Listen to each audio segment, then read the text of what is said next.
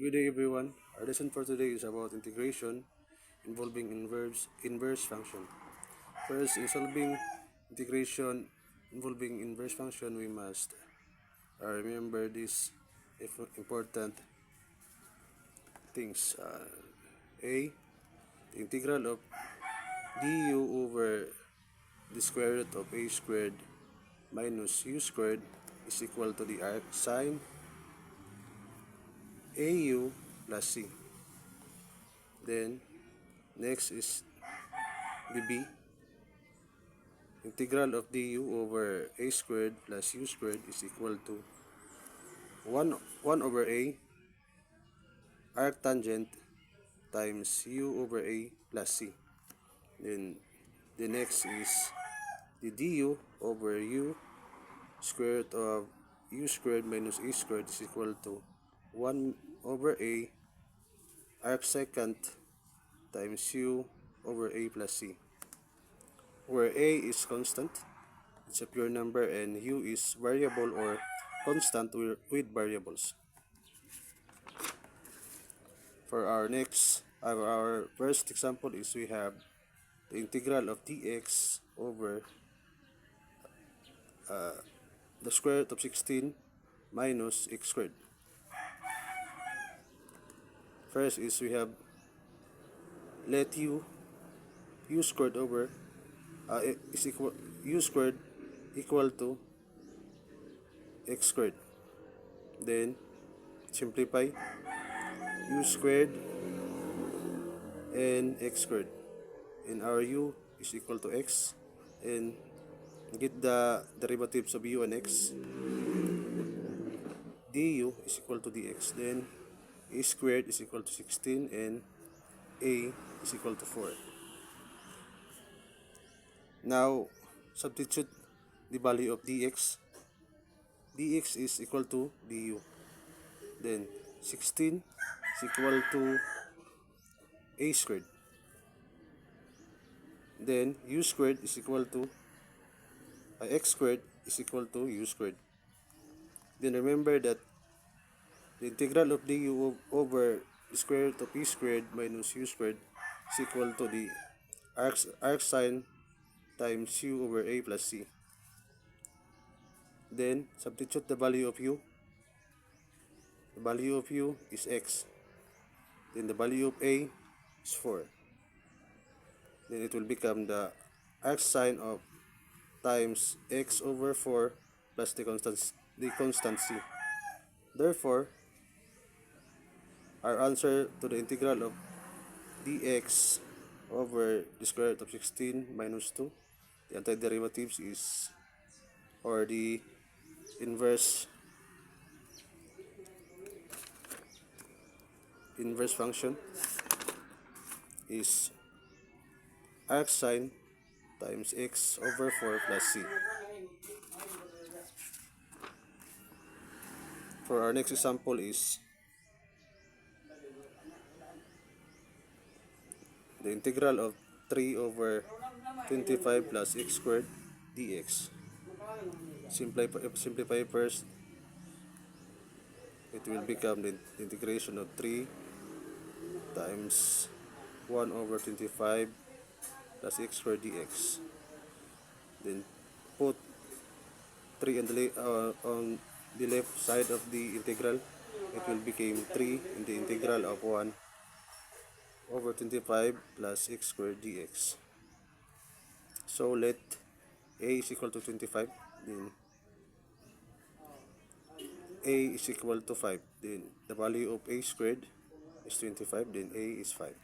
Then our u is equal to x squared. U squared is equal to x squared. Our u is equal to x, and find the derivatives of x and u. it's simply du is equal to dx. Now substitute the value of du over a squared plus u squared. Simplify. Now substitute the value of dx. Dx is equal to du, so it will become du, and the value of 25 is a squared, then the value of x squared is u squared. Then remember that du over a squared plus u squared is equal to 1 over a times arctangent times u over a plus the constant c. At this point, we just have to substitute the value of a. A is equal to 5. Then the value of u is x, and the value of a is 5 plus c. Now it will become 3 times the quantity of 1 over 5 arctangent times x over 5 plus c. Now simplify. Multiply the x times 1 over 5 or 1/5 times arctangent times x over 5 plus c. Now this 3 times 1/5, it will become 3/5. Copy the arctangent times x over 5 plus c. Therefore, our final answer is the integral 3 over 25 plus x squared dx is equal to 3/5 arctangent times x over 5 plus the constant c.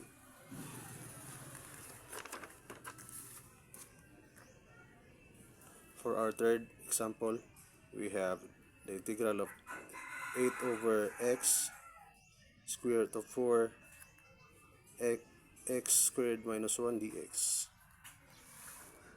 Let u equal to 4x squared and u equal to 2x, and the derivatives of u and 2x, it's simply du is equal to 2 dx. Then simplify. Then our dx is equal to du over 2, and a squared is equal to 1, and a is equal to 1. Then our u is 2x. U over 2 is equal to 2x, then cancel the 2. It will become x is equal to u over 2.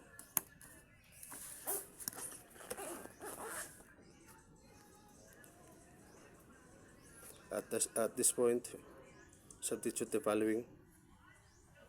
The value of our dx is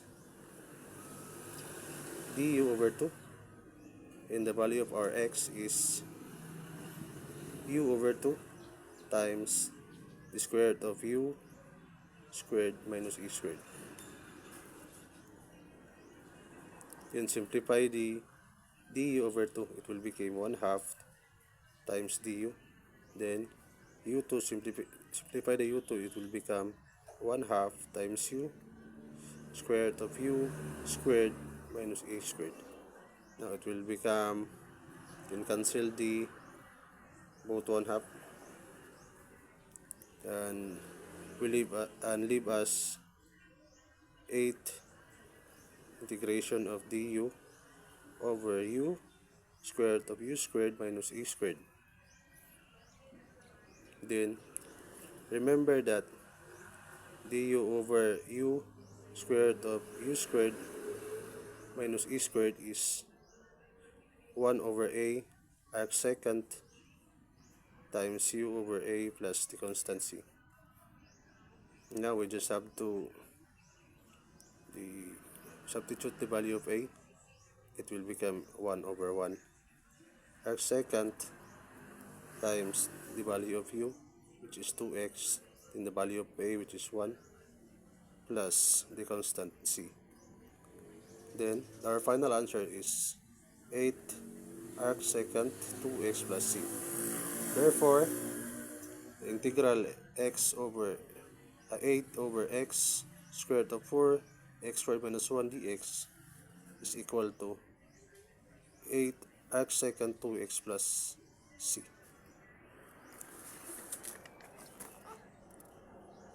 For our first example, we have the integral of sine hx times cos hx squared dx. To rearrange, it will become the integral of cos hx squared sine hx dx. Now, let u equal to cos hx, then du sine hx dx. Now, substitute the value of u and du. Then, cos hx is equal to u, then copy the exponent, times sine hx dx is equal to du. Now get the antiderivatives.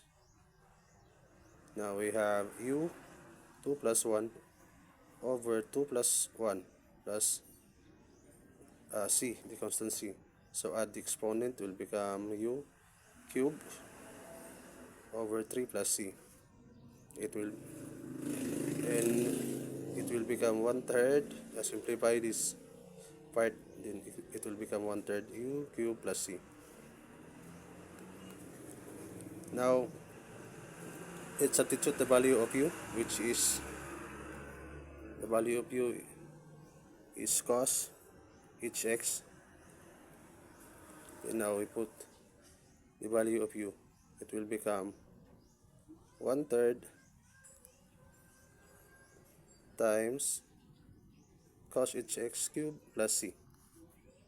Therefore, the integral of sine hx times cos hx squared dx is equal to 1/3 cos hx cubed plus c.